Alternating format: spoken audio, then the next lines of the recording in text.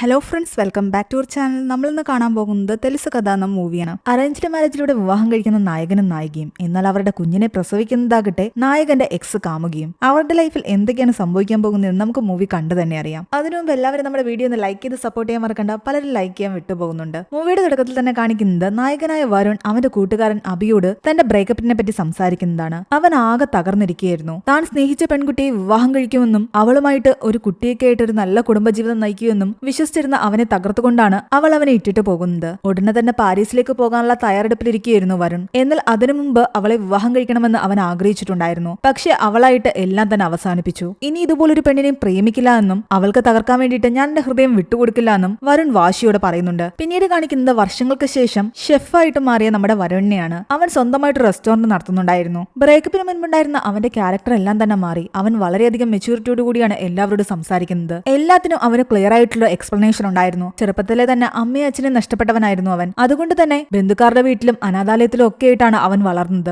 ഇന്നവന് അളവിൽ കൂടുതൽ സമ്പത്തുണ്ട്. പക്ഷെ അവനൊരു ഫാമിലി വേണമെന്ന് അവന്റെ മനസ്സിൽ അതിയായ ആഗ്രഹം ഉണ്ടായിരുന്നു. സത്യസന്ധമായിട്ടാണ് അവൻ എല്ലാവരോടും സംസാരിച്ചുകൊണ്ടിരുന്നത്. അങ്ങനെ അവൻ തനിക്കൊരു ഫാമിലി വേണമെന്ന് ചിന്തിച്ചുകൊണ്ട് മാട്രിമോണിയിലൂടെ ഒരുപാട് പെൺകുട്ടികളെ പോയി കാണുന്നു. എന്നാൽ ആരെയും തന്നെ അവൻ ഇഷ്ടപ്പെട്ടില്ല. അവനെപ്പോലൊരു ഫാമിലിയെ ആഗ്രഹിക്കുന്ന രീതിയിലുള്ള ഒരു പെൺകുട്ടിയെ തന്നെയായിരുന്നു അവന് വേണ്ടിയിരുന്നത്. ഒടുവിൽ അവൻ അഞ്ജലി എന്ന് പറയുന്ന ഒരു പെൺകുട്ടിയെ കാണുന്നു. തന്റെ ഫാമിലിയുമായിട്ട് വളരെ ക്ലോസ് ആയിട്ടുള്ള ഒരു പെൺകുട്ടിയായിരുന്നു അഞ്ജലി. പഠിത്തമെല്ലാം കഴിഞ്ഞ് അവളിപ്പോ ഇൻഡിപെൻഡന്റ് ആയിട്ട് വർക്ക് ചെയ്യുകയാണ്. വരുൺ അവളോട് തന്നെ പറ്റിയുള്ള കാര്യങ്ങളെല്ലാം തന്നെ പറയുന്നു. തനിക്ക് ചെറുപ്പം മുതലേ വിവാഹം കഴിച്ച് കുട്ടിയൊക്കെ ആയിട്ട് ഒരു ഫാമിലി ആയിട്ട് മാറണമെന്ന് അതിയായ ആഗ്രഹം ഉണ്ടെന്ന് അവൻ പറയുന്നു. അതിനായിട്ട് വളർന്നതുകൊണ്ട് തന്നെ എത്രയും പെട്ടെന്ന് ഒരു ഫാമിലി ആക്കണമെന്നായിരുന്നു അവന്റെ ചിന്ത. രണ്ടുപേരും പരസ്പരം സംസാരിക്കുമ്പോൾ മനസ്സിലാകുന്നുണ്ട് അവരുടെ രണ്ടുപേരുടെ ഇഷ്ടങ്ങളൊക്കെ ഏകദേശം ഒരുപോലെയാണെന്ന്. അഞ്ജലിക്കും കുട്ടികളെ ഒരുപാട് ഇഷ്ടമായിരുന്നു. അവൾക്കും വിവാഹമൊക്കെ കഴിച്ച് ഒരു കുട്ടിയൊക്കെ ആയിട്ട് ഫാമിലി ആയിട്ട് ജീവിക്കാനായിരുന്നു ആഗ്രഹം. ഇതിനെപ്പറ്റിയുള്ള കാര്യങ്ങളെല്ലാം അവൻ ഓപ്പൺ ആയിട്ട് അവളോട് പറയുന്നു. താൻ സ്മോക്ക് ചെയ്യും, മദ്യപിക്കും, എന്നാൽ എല്ലാം ഒരു ലിമിറ്റിലേ ഉള്ളൂ. എല്ലാ 3 മാസവും താൻ ബ്ലഡ് ടെസ്റ്റ് കൊടുക്കാറുണ്ട്. ഹെൽത്തി ആയിട്ടുള്ള ഫുഡാണ് അവൻ എപ്പോഴും കഴിച്ചുകൊണ്ടിരിക്കുന്നത്. അങ്ങനെ എല്ലാം ഓപ്പൺ ആയിട്ട് സംസാരിക്കുന്ന അവനെ അഞ്ജലിക്കും ഇഷ്ടപ്പെട്ടു. അതുകൊണ്ട് അവർ പതിയെ ഡേറ്റ് ചെയ്യാൻ ആരംഭിച്ചു. എന്റെ റെസ്റ്റോറന്റിലേക്കും അവൻ അവളെ കൊണ്ടുപോകുന്നുണ്ട്. റെസ്റ്റോറന്റ് ആണെങ്കിലും വീടാണെങ്കിലും എപ്പോഴും ക്ലീൻ ആയിട്ട് ഇരിക്കണമെന്ന് അവൻ ആഗ്രഹമുണ്ടായിരുന്നു. അവൾക്കും അതേ രീതിയിൽ തന്നെയായിരുന്നു. അങ്ങനെ ഇഷ്ടങ്ങളെല്ലാം ഏകദേശം ഒരുപോലെ വന്നതോടുകൂടി അവളെ തന്നെ വിവാഹം കഴിക്കാൻ അവൻ തീരുമാനിക്കുകയാണ്. നിന്നെ വിവാഹം കഴിച്ചാൽ എന്റെ ലൈഫ് നന്നായിട്ടിരിക്കുമെന്ന് നിനക്ക് എന്തെങ്കിലും ഗ്യാരണ്ടി ഉണ്ടോ എന്ന് ചോദിക്കുമ്പോൾ അവൻ പറയുന്നത് ഗ്യാരണ്ടിയെ കുറിച്ചൊന്നും എനിക്കറിയില്ല. നീ എന്നെ ഇപ്പൊ കിസ് ചെയ്തില്ലേ, ആ ടൈമിൽ നിനക്ക് ഫീലായ കാര്യങ്ങളില്ലേ, അതുപോലെ തന്നെ ഞാൻ നിന്നെ കിസ് ചെയ്യും. അപ്പോൾ നമുക്ക് രണ്ടുപേർക്കും ഫീൽ ആകുന്ന ചില കാര്യങ്ങളുണ്ട്. ആ ഫീലിംഗ്സ് വെച്ചിട്ട് നീ നിന്റെ ഡിസിഷൻ എടുത്താൽ മതി. അങ്ങനെ ഒടുവിൽ അവൾ അവനെ വിവാഹം കഴിക്കാൻ തന്നെ തീരുമാനിച്ചു. അങ്ങനെ ഗ്രാൻഡ് ആയിട്ട് തന്നെ അവരുടെ വെഡിങ് കഴിഞ്ഞു. വിവാഹശേഷം അവർ ആഗ്രഹിച്ച പോലെ ഒരു വലിയ പുതിയ വീട്ടിലേക്ക് താമസം മാറുകയും ചെയ്തു. വിവാഹശേഷമുള്ള ദിനങ്ങളെല്ലാം തന്നെ അവർ ഒരുപാട് ഹാപ്പി ആയിരുന്നു. ഒരു നല്ല റൊമാൻറ്റിക് ലൈഫായിരുന്നു അവർ നയിച്ചുകൊണ്ടിരുന്നത്. അങ്ങനെ അവരുടെ ഫാമിലി കംപ്ലീറ്റ് ആക്കാൻ വേണ്ടിയിട്ട് അവരൊരു കുഞ്ഞിനെ ശ്രമിച്ചുകൊണ്ടിരിക്കുകയായിരുന്നു. എന്നാൽ പതിയെ അവർ മനസ്സിലാക്കുന്നുണ്ട് അവർക്ക് കുട്ടികൾ ഉണ്ടാകാനുള്ള ചാൻസ് കുറവാണെന്ന്. പ്രശ്നം അഞ്ജലിക്കായിരുന്നു. അവൾക്ക് ഫൈബ്രോയിഡും PCOD ഒക്കെ ഉണ്ട്. അത് കാരണം അവളുടെ യൂട്രസിന് ഒരു കുഞ്ഞിനെ ക്യാരി ചെയ്യാൻ സാധിക്കില്ല. പ്രഗ്നന്റ് ആയാലും കുറച്ച് മാസം കഴിയുമ്പോൾ കുഞ്ഞിനെ നഷ്ടപ്പെടാൻ സാധ്യത കൂടുതലാണ്. അത് കേട്ടതോടുകൂടി രണ്ടുപേരും ശരിക്കും തകർന്നുപോയി. വരുണിനേക്കാൾ കൂടുതൽ വിഷമം അഞ്ജലിക്കായിരുന്നു. അവനൊരു കുഞ്ഞിന് വേണ്ടിയിട്ടും ഒരു ഫാമിലിക്ക് വേണ്ടിയിട്ടും അതിയായി ആഗ്രഹിച്ചതാണ്. അത് തനിക്ക് കൊടുക്കാൻ പറ്റില്ലല്ലോ എന്നൊരു കുറ്റബോധം അവളുടെ മനസ്സിൽ കയറാൻ തുടങ്ങി. എന്നാൽ വരുൺ വിചാരിക്കുന്നത് ഇതെല്ലാം തന്റെ കുഴപ്പമാണെന്നാണ്. ചെറുപ്പത്തിൽ തന്നെ അവൻ അവന്റെ അച്ഛനെ അമ്മയെ നഷ്ടപ്പെട്ടു. അവൻ അഞ്ജലിയുടെ ലൈഫിലേക്ക് വന്നതോടുകൂടി അവൾക്കും കുട്ടികൾ ഉണ്ടാകില്ല. ഇതെല്ലാം ചിലപ്പോൾ താൻ കാരണമാണോ എന്ന് അവൻ ചിന്തിക്കാൻ തുടങ്ങി. അവന്റെ വിഷമം കാണുമ്പോൾ അഞ്ജലിയും ഒരുപാട് വിഷമിക്കുന്നുണ്ടായിരുന്നു. അവൾക്കൊരു കുഞ്ഞിനെ ക്യാരി ചെയ്യാൻ സാധിക്കില്ലെങ്കിലും ഒരു സറോഗേറ്റ് മദറിലൂടെ IVF പ്രകാരം അവർക്കൊരു കുഞ്ഞിനെ ലഭിക്കാനുള്ള സാധ്യതകൾ കൂടുതലായിരുന്നു. അതുകൊണ്ട് തന്നെ അങ്ങനത്തെ ക്ലാസ്സുകളെല്ലാം തന്നെ അഞ്ജലി അറ്റൻഡ് ചെയ്യാൻ തുടങ്ങി. ഈ മൂവിയിലെ രണ്ടാമത്തെ നായികയായ രാഗ എന്ന പെൺകുട്ടിയായിരുന്നു ആ ക്ലാസ്സുകൾ എടുത്തുകൊണ്ടിരുന്നത്. അഞ്ജലിയുടെ ഓവവും വരുണിന്റെ സ്പെർമും ചേർത്തിട്ട് IVF-ലൂടെ ആ എംബ്രിയോയെ മറ്റൊരാളുടെ ഗർഭപാത്രത്തിൽ നിക്ഷേപിച്ച് അവർക്ക് വേണ്ടിയിട്ട് മറ്റൊരാൾ അവരുടെ കുഞ്ഞിനെ പ്രസവിച്ചു കൊടുക്കും. ഇതെല്ലാം കേട്ടതോടുകൂടി അഞ്ജലിയുടെ ഹോപ്പ് കൂടാൻ തുടങ്ങി. തങ്ങൾക്കും കുഞ്ഞുങ്ങൾ ഉണ്ടാകാനുള്ള എല്ലാ സാധ്യതകളും ഉണ്ട്. അവള് രാഗയോട് ഇതിനെപ്പറ്റി കൂടുതൽ സംസാരിക്കുന്നു. രാഗ അവൾക്ക് പോസിറ്റീവായിട്ട് ഒരുപാട് കാര്യങ്ങൾ പറഞ്ഞു കൊടുക്കുന്നുണ്ട്. നല്ലപോലെ ആലോചിച്ചിട്ട് തീരുമാനം പറയാമെന്ന് പറഞ്ഞിട്ട് അഞ്ജലി രാഗയോട് ഭയപറഞ്ഞ് പുറത്തേക്കിറങ്ങി. അവളെ കാത്ത് വരുൺ നിൽപ്പുണ്ടായിരുന്നു. എന്നാൽ വരുണിനെ കണ്ടതും രാഗ ശരിക്കും ഞെട്ടിപ്പോയി. വരുണിന്റെ എക്സ് ഗേൾഫ്രണ്ട് ആയിരുന്നു രാഗ. അവനെ വീണ്ടും കണ്ട സ്ഥിതിക്ക് അവൾ വല്ലാതെ ഡിസ്റ്റർബായി. കുറെ ദിവസങ്ങൾ കടന്നുപോയി. ഒരു ദിവസം അഞ്ജലിയാകട്ടെ വരുണിനോട് വന്ന് പറയുന്നുണ്ട് താൻ ഒരു സറോഗേറ്റ് മദറിനെ തിരഞ്ഞെടുക്കാൻ തീരുമാനിച്ചുവെന്ന്. ഓക്കെ ആണെങ്കിൽ നമുക്കിത് മുന്നോട്ട് കൊണ്ടുപോകാം. 2 മാസമായിട്ട് താൻ ബ്ലഡ് ടെസ്റ്റ് എടുക്കുകയായിരുന്നു. സറോഗേറ്റ് മദേഴ്സിനെയും ഞാൻ മീറ്റ് ചെയ്തു. പക്ഷെ ആരെയും തന്നെ എനിക്ക് ഓക്കെ ആയിട്ട് തോന്നിയില്ല. അവസാനം രാഗയായിട്ട് ഡിസ്കസ് ചെയ്ത് കഴിഞ്ഞപ്പോൾ തന്റെ സറോഗേറ്റ് മദർ ആവാൻ വേണ്ടിയിട്ട് രാഗ റെഡിയായി എന്ന് പറയുന്നു. അത് കേട്ട് ഏറ്റവും കൂടുതൽ ഞെട്ടുന്നത് അഭിയാണ്. എന്നാൽ വരുണിന് ഒരു കുലുക്കം ഉണ്ടായിരുന്നില്ല. അവൻ ഇതെല്ലാം കൂൾ മൈൻഡോടെയാണ് കേട്ടുകൊണ്ടിരുന്നത്. അവളുടെ ഫോട്ടോയും അഞ്ജലി കാണിക്കുന്നുണ്ട്. അഭിക്ക് ഇതൊക്കെ കേൾക്കുമ്പോൾ ആകെ ടെൻഷൻ ആകുന്നുണ്ടായിരുന്നു. വരുണിനെ സംബന്ധിച്ച് അവന്റെ മനസ്സിൽ റിവഞ്ച് എടുക്കണമെന്നൊരു ചിന്തയായിരുന്നു. തന്റെ കുഞ്ഞിനെ തന്റെ എക്സ് കാമുകിയെ കൊണ്ട് തന്നെ പ്രസവിപ്പിക്കുക എന്ന് പറഞ്ഞു കഴിഞ്ഞാൽ ചെയ്താൽ അതിൽ പരം വലിയൊരു റിവഞ്ച് ഇല്ല. എന്തായാലും അവളെ തന്നെ തേച്ചിട്ട് പോയതല്ലേ, താൻ കുറച്ചുനേരം ഒന്ന് ആലോചിച്ചിട്ട് പറയാമെന്ന് അഞ്ജലിയോട് അവൻ പറയുന്നു. എന്നാൽ അഭിയാകട്ടെ വരുണിനോട് പറയുന്നുണ്ട്, നീ ഇതിന് ഒരിക്കലും സമ്മതിക്കരുതെന്ന്. നിങ്ങളുടെ ലൈഫിലേക്ക് വീണ്ടും രാഗ വരികയാണെങ്കിൽ അത് വീണ്ടും പ്രശ്നത്തിനിടയാക്കും. എന്നാൽ അതൊന്നും തന്നെ വരുൺ കേട്ടില്ല. അവൻ നേരെ രാഗയെ കാണാൻ പോവുകയാണ്. അതിനു മുന്നേ ആ പോകുന്ന വഴിയില് തങ്ങളുടെ പാസ്റ്റിനെ പറ്റി അവൻ ആലോചിക്കുന്നുണ്ട്. ഇനി ഇവരുടെ ലൈഫിൽ എന്താണ് സംഭവിച്ചതെന്നാണ് കാണിക്കുന്നത്. കോളേജിൽ വെച്ചിട്ടാണ് വരുണും രാഗയും പരസ്പരം കണ്ടുമുട്ടിയത്. രാഗയോട് അതിയായ പ്രണയമായിരുന്നു വരുണിന്. ഇടയ്ക്കിടയ്ക്ക് അവളുടെ അച്ഛനും അമ്മയും അറിയാതെ അവൻ അവളുടെ വീട്ടിലേക്ക് വരാറുണ്ട്. എന്നാൽ രാഗയാകട്ടെ തങ്ങളുടെ റിലേഷൻഷിപ്പ് മാക്സിമം സീക്രട്ട് ആക്കി വെച്ചിരിക്കുകയായിരുന്നു. ആരോടും അവള് വരുണിനെ പറ്റി അങ്ങനെ പറഞ്ഞിട്ടില്ല. അവൻ ഫ്രണ്ടാണെന്ന് മാത്രമാണ് എല്ലാവരോടും പറഞ്ഞിരിക്കുന്നത്. വരുൺ നന്നായിട്ട് പഠിക്കുമായിരുന്നു. അവന് പാരീസിലെ ഒരു കോളേജിൽ അഡ്മിഷൻ കിട്ടി. അവരുടെ കോളേജ് പ്രിൻസിപ്പൽ ആയിരുന്നു രാഗയുടെ അച്ഛൻ. അയാൾ ഇടയ്ക്കിടയ്ക്ക് അവനെ കണ്ടിട്ട് പറയാറുണ്ട്, നീ ഇങ്ങനെ പാരീസിലേക്ക് പോകാതെ ഇവിടെ തന്നെ നിൽക്കാതെ അഡ്മിഷൻ ശരിയായ സ്ഥിതിക്ക് അങ്ങോട്ട് പോയിക്കൂടെ എന്ന്. എന്നാൽ അവനാകട്ടെ രാഗയെ വിട്ടിട്ട് പോകാൻ തോന്നുന്നുണ്ടായിരുന്നില്ല. ഒരു പാർട്ടിക്കിടെ അവനാകട്ടെ രാഗയോട് പറയുന്നുണ്ട്, നിന്റെ കൂടി ഒരു ജീവിതം എന്റെ സ്വപ്നമാണെന്ന്. നിന്നെ വിവാഹം കഴിക്കുകയും നമുക്കൊരു കുട്ടി ഉണ്ടാവുകയും വേണം. ഒരു വലിയ വീട്ടില് നമ്മുടെ ഫാമിലിയും ഒരു ചെറിയ പട്ടിക്കുട്ടിയും, ഇതെല്ലാം എന്റെ സ്വപ്നം. എന്നാൽ അവൻ വിവാഹത്തിനെ പറ്റി പറയുമ്പോഴെല്ലാം തന്നെ രാഗ അതിൽ നിന്ന് ഒഴിഞ്ഞു മാറിക്കൊണ്ടേയിരുന്നു. അവൾക്ക് വിവാഹം കഴിക്കാനോ കുട്ടികളെ പ്രസവിക്കാനോ ഒന്നും തന്നെ താല്പര്യം ഉണ്ടായിരുന്നില്ല. അത് അവനോട് അവൾ അങ്ങനെ തുറന്ന് പറഞ്ഞിട്ടുമില്ല. പലപ്പോഴും വിവാഹത്തിന്റെ കാര്യം പറയുമ്പോൾ ഇങ്ങനെ ഒഴിഞ്ഞു മാറി പോകാറാണ് പതിവ്. അങ്ങനെ കഥ വീണ്ടും പ്രസന്റിലേക്ക് വരികയാണ്. ഇതൊക്കെ ആലോചിച്ചുകൊണ്ട് വരുൺ രാഗ വർക്ക് ചെയ്യുന്ന ഹോസ്പിറ്റലിലേക്ക് എത്തി. അവളോട് ചോദിക്കുന്നുണ്ട്, നീ എന്തുകൊണ്ടാണ് ഞങ്ങളുടെ സറോഗേറ്റ് മദർ ആകാൻ തീരുമാനിച്ചതെന്ന്. എന്നാൽ അവൾ പറയുന്നുണ്ട്, തന്റെ മനസ്സിൽ നേരത്തെ ഞാൻ നിന്നോട് ചെയ്തിട്ട് പോയതിന്റെ കുറെ കുറ്റബോധമുണ്ട്. ആ മിസ്റ്റേക്ക് എനിക്ക് തിരുത്താൻ ഒരവസരം കിട്ടിയിരിക്കുകയാണെന്ന്. കുട്ടികളില്ലാതെ വിഷമിക്കുന്ന അഞ്ജലിയുടെ വേദന അവൾ മനസ്സിലാക്കിയിട്ടുണ്ടായിരുന്നു. അതുകൊണ്ട് അവൾക്ക് വേണ്ടിയിട്ട് സറോഗേറ്റ് മദർ ആകാൻ താൻ ഓക്കെയാണെന്ന് പറഞ്ഞപ്പോ അഞ്ജലിക്കും അത് സമ്മതമായിരുന്നു. അപ്പൊ നീ അവൾക്ക് വേണ്ടിയിട്ടാണോ അത് ചെയ്യുന്നതെന്ന് ചോദിക്കുമ്പോൾ അവൾ പറയുന്നുണ്ട്, ഒരിക്കലുമല്ല, അവൾക്കും നിനക്കും എനിക്കും വേണ്ടിയിട്ടാണെന്ന്. എന്റെ കുറ്റബോധം മാറാൻ വേണ്ടിയിട്ടാണ് ഞാനിത് ചെയ്യുന്നത്. അതുപോലെ നിന്നോടുള്ള എന്റെ ഇഷ്ടം കൊണ്ടാണ് നിനക്ക് വേണ്ടി ഞാനിത് ചെയ്യുന്നത്. എന്നാൽ അതൊന്നും അവന് വിശ്വാസം തോന്നിയില്ല. ശരിയായിട്ടുള്ള റീസൺ എന്താണെന്ന് ചോദിക്കുമ്പോൾ അവൾ പറയുന്നത് നമ്മൾ തന്നെയാണെന്ന്. ഇവിടെ ഒരിക്കലും നമ്മളെന്ന് പറയുന്ന ഒരു കാര്യമേ വരുന്നില്ല എന്ന് അവൻ പറയുന്നു. ഇവിടെ ഞാൻ മാത്രമേ ഉള്ളൂ. വർഷങ്ങൾക്ക് മുമ്പ് ഒരു നമ്മൾ ഉണ്ടായിരുന്നു, പക്ഷെ നീയായിട്ട് തന്നെയാണ് അതെല്ലാം വേണ്ടാന്ന് വെച്ചത്. വീണ്ടും കഥ ഫ്ലാഷ് ബാക്കിലേക്ക് പോകുന്നു. ഒരു വാലന്റൈൻസ് ഡേക്ക് ഇവർ രണ്ടുപേരും ഒരു റെസ്റ്റോറന്റിലേക്ക് വന്നതാണ്. എന്നാൽ രാഗയാകട്ടെ തന്റെ ഫ്രണ്ട്സിനെയും അവിടേക്ക് വിളിച്ചിട്ടുണ്ടായിരുന്നു. ഫ്രണ്ട്സ് വരുന്നതിന് മുൻപ് തന്നെ രാഗ വരുണിനോട് പറയുന്നുണ്ട്, എന്റെ ഫ്രണ്ട്സ് ചോദിച്ചു കഴിഞ്ഞാൽ നീ എന്റെ ബെസ്റ്റ് ഫ്രണ്ട് ആണെന്ന് മാത്രം നീ അവരോട് പറഞ്ഞാൽ മതി, അല്ലാതെ നീ എന്റെ ബോയ് ഫ്രണ്ട് ആണെന്നൊന്നും അവരോട് പറയരുത്. നമ്മളെ പറ്റി ഒന്നും തന്നെ അവർക്കറിയില്ല. അതിനിപ്പോ എന്താ അവരോട് പറഞ്ഞ പ്രശ്നം എന്തെങ്കിലും ഉണ്ടോ എന്ന് ചോദിക്കുമ്പോൾ അങ്ങനെ പറയണ്ടെന്ന് തന്നെ അവൾ പറയുന്നു. അവൾ അങ്ങനെയൊക്കെ പറയുന്ന കേട്ടിട്ട് വരുൺ വല്ലാതെയായി. കാരണം ആരോടും ഇവരുടെ റിലേഷൻഷിപ്പിനെ പറ്റി പറയുന്നത് അവൾക്ക് ഇഷ്ടമായിരുന്നില്ല. പിന്നീട് ഒരു ദിവസം പുറത്തേക്ക് പോകാൻ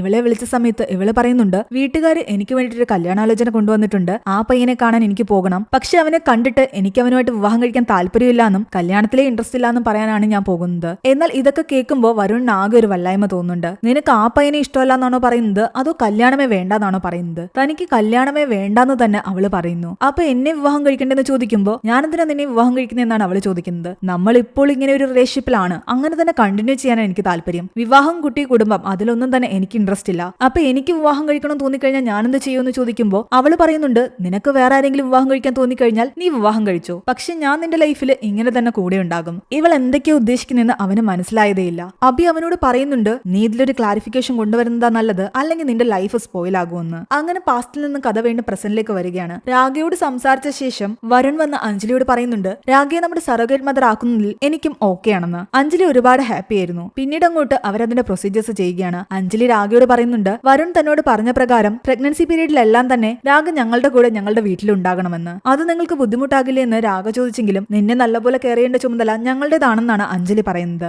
രാഗയ്ക്കും ഒരു രീതിയിൽ അത് ഓക്കെ ആയിരുന്നു. കാരണം അവൾക്കും വരുണിനെ കാണാമല്ലോ. കഥ വീണ്ടും പാസ്റ്റിലേക്ക് കാണിക്കുന്നു. വീട്ടുകാരും കണ്ടുപിടിച്ച ആ പയ്യനോട് സംസാരിക്കാൻ വേണ്ടിട്ട് രാഗ പോകുന്നതെല്ലാം തന്നെ വരുൺ നോക്കി നിൽക്കുകയായിരുന്നു. അതെല്ലാം കഴിഞ്ഞിട്ട് അവൾ പുറത്തിറങ്ങി കഴിയുമ്പോൾ അവൻ രാഗയോട് ക്ലിയർ ആയിട്ട് ചോദിക്കുന്നുണ്ട്, നമ്മളിപ്പോൾ ബോയ് ഫ്രണ്ട് ഗേൾഫ്രണ്ട് ആണ്, അപ്പൊ നമ്മുടെ ഭാവി എന്താണ്? എന്നാൽ അവള് പറയുന്നുണ്ട്, ബോയ് ഫ്രണ്ട് ഗേൾഫ്രണ്ട് അങ്ങനെയൊന്നും തന്നെ നീ പറയണ്ട.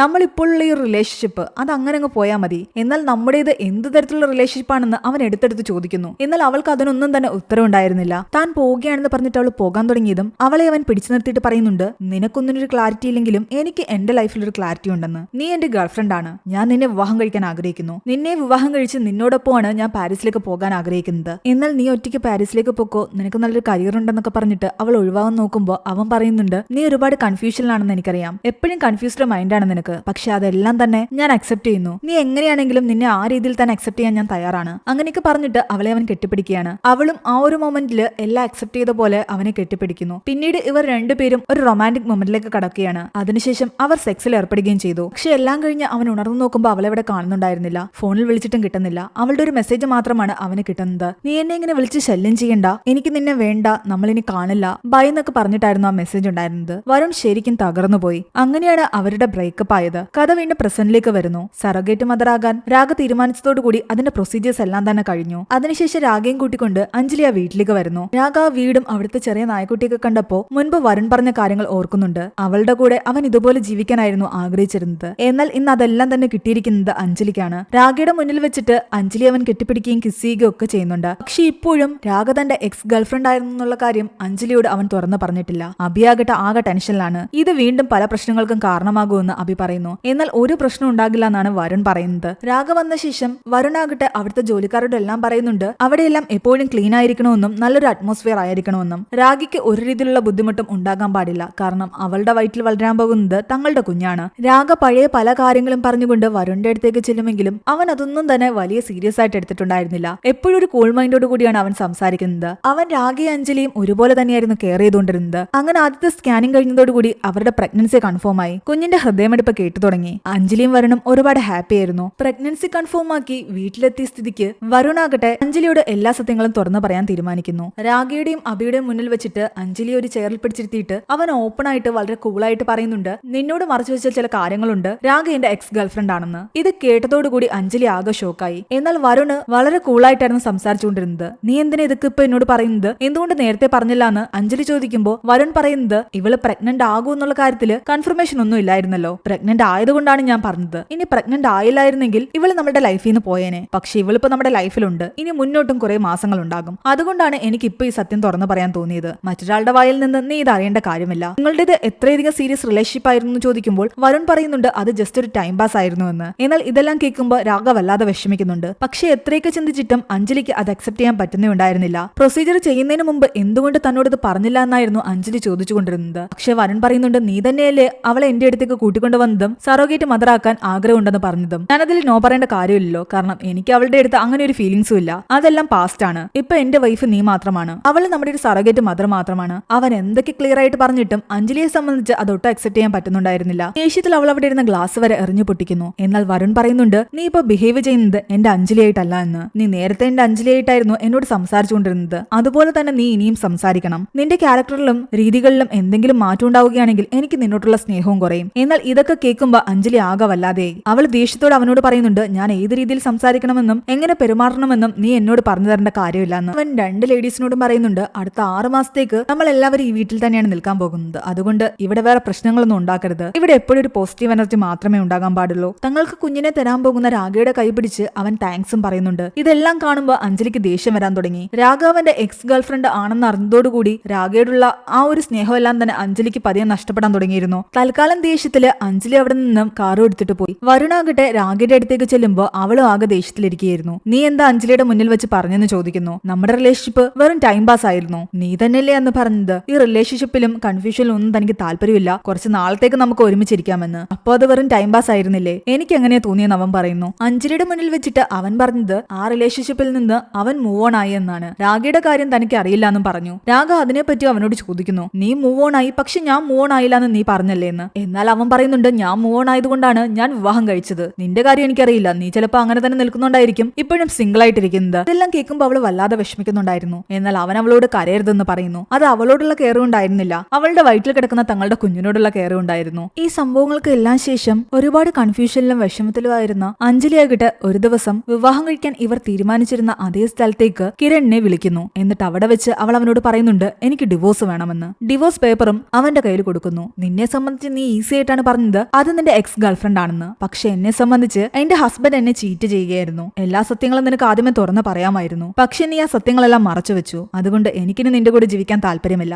ഇതെല്ലാം കേട്ടിട്ട് വരുൺ ആദ്യമൊന്നും ഷോക്കായെങ്കിലും അവളെ പറഞ്ഞ് മനസ്സിലാക്കാൻ പറ്റുമെന്ന് അവൻ വിശ്വസിച്ചു. അതുകൊണ്ട് അവൾ കൊടുത്ത ആ ഒരു ഡിവോഴ്സ് പേപ്പറിൽ അവൻ സൈൻ ചെയ്തില്ല. ഡിവോഴ്സ് ചെയ്യാൻ തീരുമാനിച്ചെങ്കിൽ പിന്നെ എന്താണ് മുന്നോട്ടുള്ള നിന്റെ തീരുമാനമെന്ന് അവൻ ചോദിക്കുമ്പോൾ അവള് പറയുന്നുണ്ട് പിരിയാൻ തീരുമാനിച്ചെന്ന് കരുതിയിട്ട് ഉടനെ നമ്മൾ സെപ്പറേറ്റ് ആകില്ല. ആ കുഞ്ഞ് ജനിക്കുന്നവരെ നമ്മൾ 3 പേരും ഒരേ വീട്ടിൽ തന്നെ ഉണ്ടാകും. കുഞ്ഞ് ജനിച്ച ശേഷം ആ കുഞ്ഞുമായിട്ട് ഞാൻ പോകും. നിനക്കുള്ള പോലെ അവകാശം എനിക്കുണ്ട്. എന്താണെങ്കിലും വരുന്നിടത്ത് വെച്ച് കാണാമെന്നായിരുന്നു വരുണിന്റെ മനസ്സില്. പിന്നീട് അങ്ങോട്ടുള്ള ദിവസങ്ങളിലെല്ലാം തന്നെ വരുണിന്റെ റൂമിൽ നിന്ന് മാറിയാണ് അഞ്ജലി കിടന്നുകൊണ്ടിരുന്നത്. വരുണിന്റെ ആകെയും ഒരുമിച്ചിരുന്ന് ആഹാരം കഴിക്കുമ്പോൾ അഞ്ജലി അതുവഴി പാസ് ചെയ്യുമ്പോഴും അവളത് മൈൻഡ് ചെയ്യാറില്ല. നിങ്ങൾ നിങ്ങളുടെ കാര്യങ്ങൾ ചെയ്തു എന്ന് പറഞ്ഞിട്ട് അവൾ അവളുടെ ജോലി നോക്കി പോകും. രാഗിക്കും ആകെ ഒരു വല്ലായ്മ തോന്നാൻ തുടങ്ങി. താൻ കാരണമാണോ അവർക്കിടയിൽ പ്രശ്നങ്ങൾ ഉണ്ടാകുന്നതെന്ന്. ഇവർ ഡിവോഴ്സ് ചെയ്യാനുള്ള തീരുമാനമെടുത്ത കാര്യമൊന്നും തന്നെ രാഗിക്ക് അറിയില്ലായിരുന്നു. രണ്ടുപേരുടെ ഇടയിൽ കിടന്ന് പലപ്പോഴും വരുണിന് ഭ്രാന്ത് പിടിക്കുന്നുണ്ടായിരുന്നു. രാഗിക്ക് ഡ്രസ്സ് ചേരാതെ വരാൻ തുടങ്ങിയതോടുകൂടി അഞ്ജലിയുടെ ഡ്രസ്സ് അവൻ എടുത്തു കൊടുത്തു. അതിൽ അഞ്ജലി ദേഷ്യപ്പെടാനും തുടങ്ങി. എന്നാൽ ഇതെല്ലാം കണ്ടിട്ട് അഭിയാകട്ടെ വരുണിനോട് ചോദിക്കുന്നുണ്ട്, നീ ശരിക്കും എന്തിനാണ് ഇതൊക്കെ കാണിച്ചു കൂട്ടുന്നതെന്ന്. എല്ലാം എന്റെ റിവഞ്ച് ആണെന്നാണ് അവൻ പറയുന്നത്. പക്ഷെ അഭി പറയുന്നുണ്ട്,